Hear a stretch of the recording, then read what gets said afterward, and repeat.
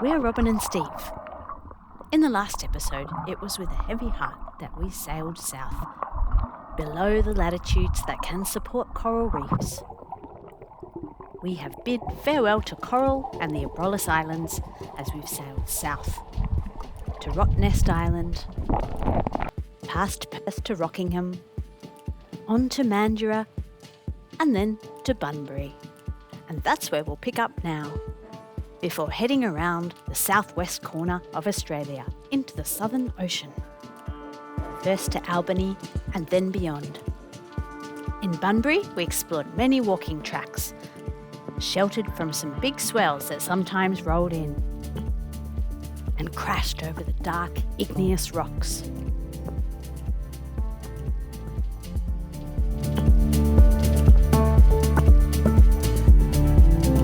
When the swells were at their worst, we sheltered here and walked into town. But sometimes it was okay to anchor in the harbour and kayak under the bridge to more sheltered waters where we could land without getting dumped by waves. Having spent so much time away from cities, we could enjoy the good things that cities do offer, whilst still noticing that cities are a bit weird. Exhibit A, coolest suburban roundabout ever. Weather windows that aren't dangerous are few and far between. We took this weather window to sail around the southwest coast of Australia. It's a stunning coastline here, with some areas I'd dearly love to see. But with 4-metre onshore swells, we decided to sail on, alongside some humpback whales. Past the spectacular Cape Naturalist, and with some good bird watching.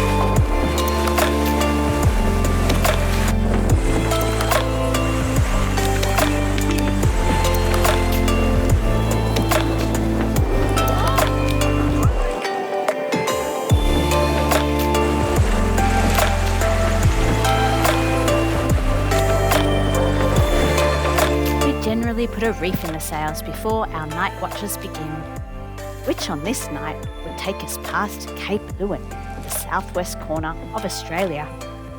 Sorry not to see you, Cape Leeuwin.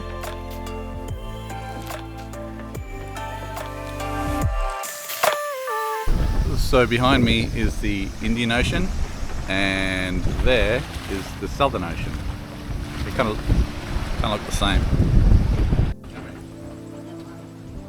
Sometimes Steve and I would overlap for yummy meals. But most of the time we were by ourselves, one of us on 4-hour watch and the other one asleep.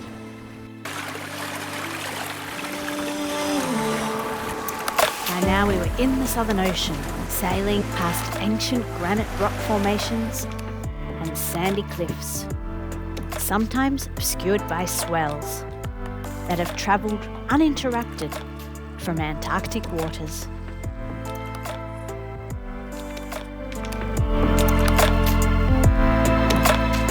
Our wind vane kept us on course.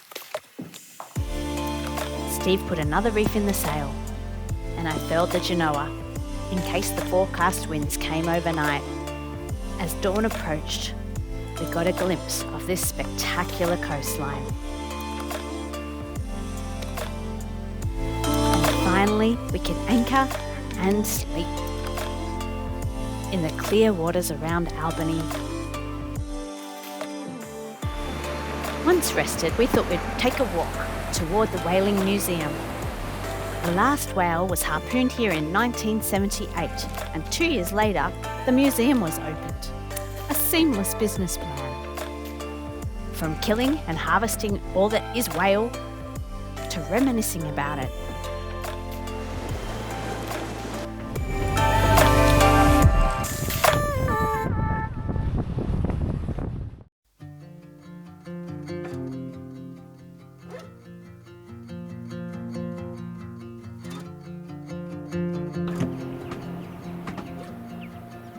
Although our wind vane had done most of the steering work, our autopilot needed some love in a cramped space.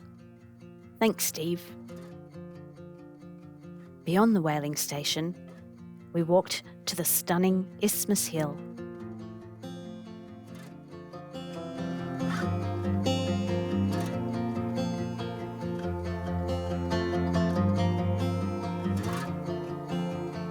We had to move around here depending on the wind direction. It seemed like a good idea to enter Albany Harbour near the jetty so we could easily walk and get some groceries. It's a beautiful sail into the narrow harbour mouth. But our anchor dragged and we were headed toward the rock wall. So I motored us into the wind as Steve pulled up the anchor, and we anchored in a random spot away from rock walls. Before passing the sights of Albany. Here are the forests of Albany. Then we headed out of the mouth of Albany, back past the remains of Point King Lighthouse, into Oyster Harbour, where, due to the weather, we would be for quite some time. In good company. It's one of only 4 permanent pelican breeding grounds in Western Australia. There are some wild-looking boats, walks with beautiful wildflowers, to views of Emu Point. From here, it's a kayak and then a 10-kilometre walk into the city. But then we could see the art exhibition by Anna Louise Richardson, celebrating the everyday things found on a farm. We experienced our first burrata and saw the replica of the brig Amity. The original brought settlers to Albany in 1826. At the Eclipse Building, we saw a meteor and the Lighthouse exhibition. Hopefully we'll see living ones of you soon, Albatross. We got to know the pelicans as we kayaked to and from shore, including this disturbing sight. Have you ever lost a fishing hook? This local lizard is a shingleback. Sometimes it was too hairy to kayak ashore, as winds gusted over 30 knots. And then, patches of calm weather.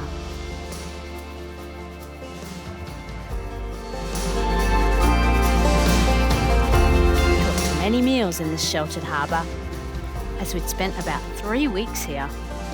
I even cut my own hair to spruce up for one last trip into town, which we combined with a walk to a lookout, from where we could see where we had dragged anchor.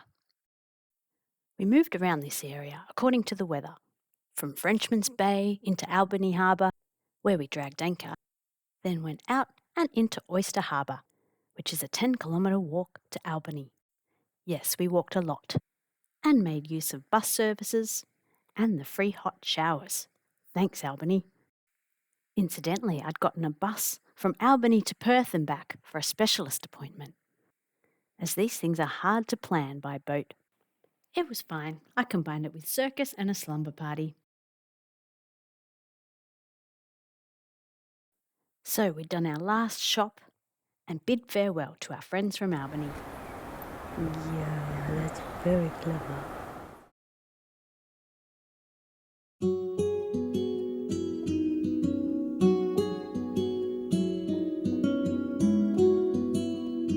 We reluctantly leave calm waters to smash up wind until we're safe to turn the corner and head east.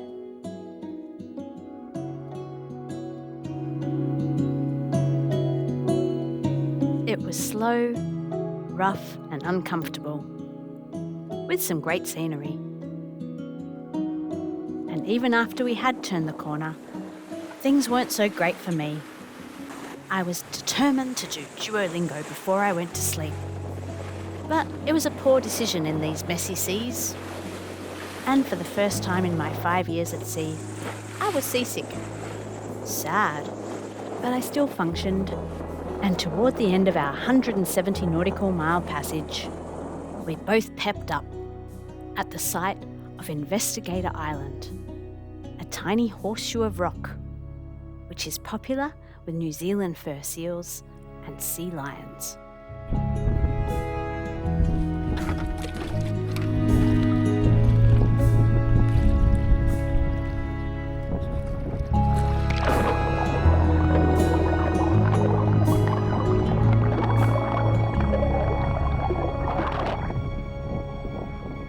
we'll leave off here.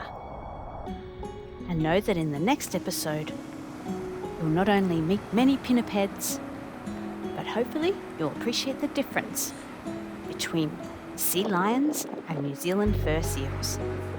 I'll leave you with some of each.